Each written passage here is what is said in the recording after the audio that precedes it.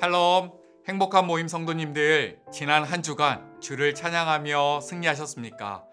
지난주 찬양처럼 주 안에 있는 나에게 딴 근심 없음을 믿음으로 선포하는 저와 성도님들 되시길 축복합니다.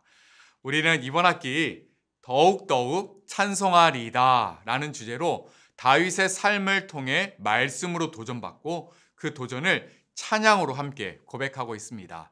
말씀 후 찬양을 한 번만 부르는 것이 아니라 같은 찬양을 되풀이하며 마음 다해 하나님을 찬양하길 소망합니다. 오늘 말씀을 함께 나누겠습니다. 사무엘상 17장 26절입니다. 다윗이 곁에 서 있는 사람들에게 말하여 이르되 이 블레셋 사람을 죽여 이스라엘의 치욕을 제거하는 사람에게는 어떠한 대우를 하겠느냐? 이 할례받지 않는 블레셋 사람이 누구이기에 살아계시는 하나님의 군대를 모욕하겠느냐? 아멘.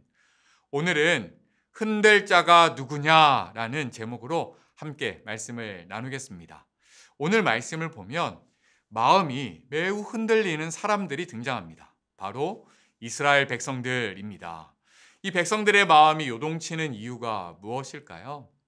그 이유는 바로 그들이 지금 블레셋과 대치 상황이기 때문입니다. 골짜기 하나를 두고 양 군대가 숨을 죽이며 전쟁이 일어날 일촉즉발의 위기 상황 가운데 있습니다. 혹시 이 팽팽한 대치 상황이 얼마나 지속되고 있는지 아십니까? 그 블레셋 사람이 40일을 조속으로 나와서 몸을 나타내었더라 라고 기록합니다. 무려 40일 동안 그 긴장감과 두려움이 지속되고 있습니다. 그 두려움의 핵심에는 블레셋 사람, 그 블레셋 사람이 있었습니다. 그가 누구일까요? 우리가 너무나도 잘 알고 있는 골리앗입니다. 그 거대한 장군 골리앗이 40일 동안 조속으로 나와서 하나님과 하나님의 백성을 모욕하고 겁을 주는 것입니다. 백성들은 심히 두려워했고 몇몇은 도망쳤다라고 성경은 기록합니다. 그렇다면 이처럼 그들이 두려워했던 진짜 이유는 무엇일까요? 그 이유는 바로 눈에 보이는 것만 믿었기 때문입니다. 이스라엘 백성이 그 블레셋 사람을 눈으로 보기에 그는 너무나도 강력해 보였습니다. 그 누구도 그와 싸워 이길 수 없다라고 믿었기 때문이죠. 눈을 통해 막강한 상대를 보고 보잘것없는 나를 보았습니다. 이렇게 두려움은 당장 눈앞에 보이는 것을 믿을 때 더욱 커져만 갑니다. 이렇게 두려워하는 이스라엘 백성들 가운데 가장 큰 염려와 걱정 속에 있었던 또 한 사람이 있습니다. 바로 사울 왕입니다. 한 나라의 왕으로 책임자로 얼마나 근심이 많았겠습니까? 적장 골리앗과 싸울 용감한 장군이 있었으면 좋겠는데 찾을 수가 없습니다. 고민은 깊어져만 갑니다.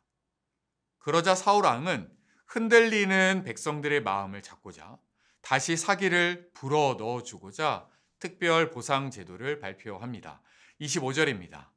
이스라엘 백성들이 이르되 너희가 이 올라온 사람을 보았느냐? 참으로 이스라엘을 모욕하러 왔도다.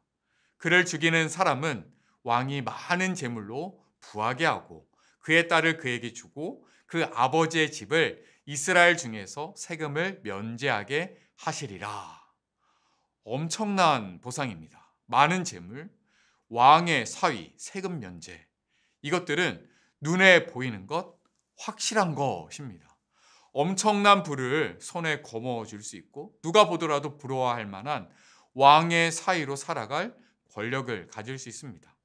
아마 몇몇 군사들이 이 보상의 마음이 흔들렸을지 모릅니다. 하지만 골리앗 앞에 나서려고 하는 사람은 단 한 사람도 없었습니다.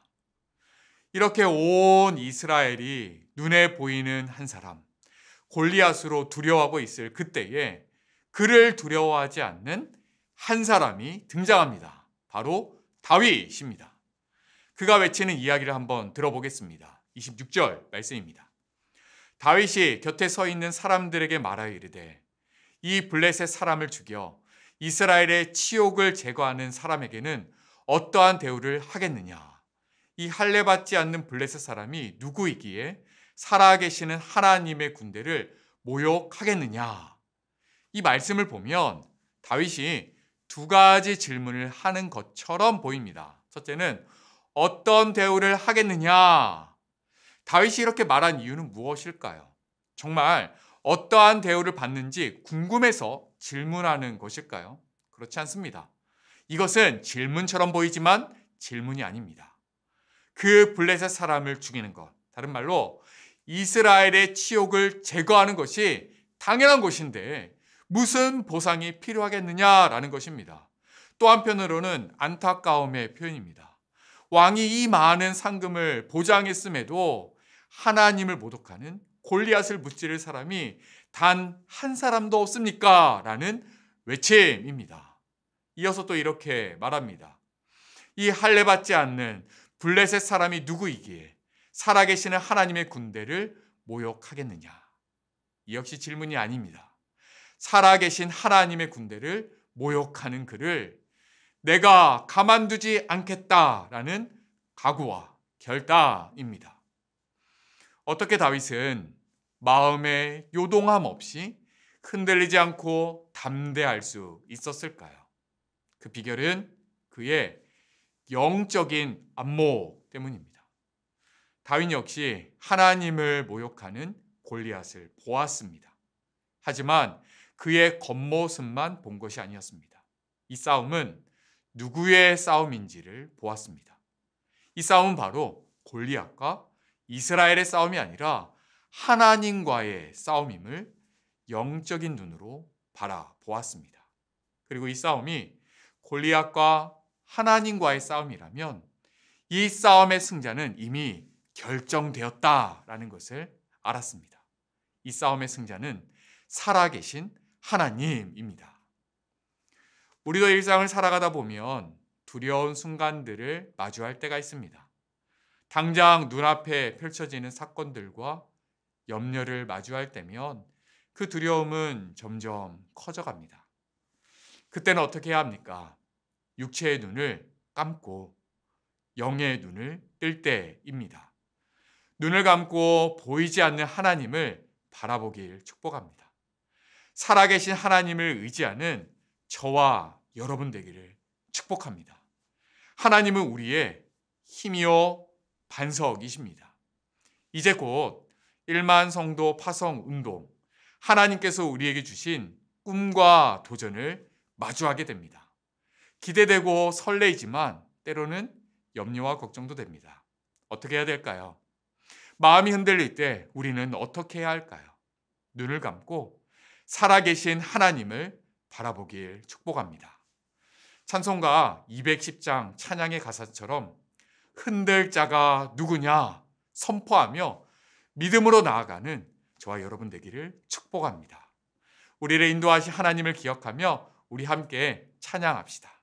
찬송가 210장 시온성과 같은 교회 함께 찬양하겠습니다.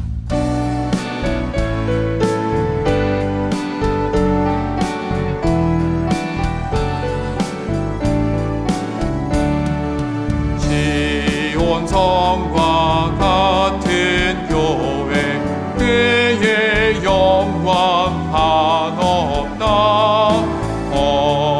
허락하신 말씀대로 주가 친히 세웠다 반석 위에 세운 교회 흔들 자가 누구랴 모든 원수 애워싸도 아무 근심 없도다 생명샘이 솟아나와 보낸 성도 마시니 언제든지 흘러 넘쳐 부족함이 없도다 이런 물이 흘러가니 목마를 자 누구랴 주의 은혜 풍족하여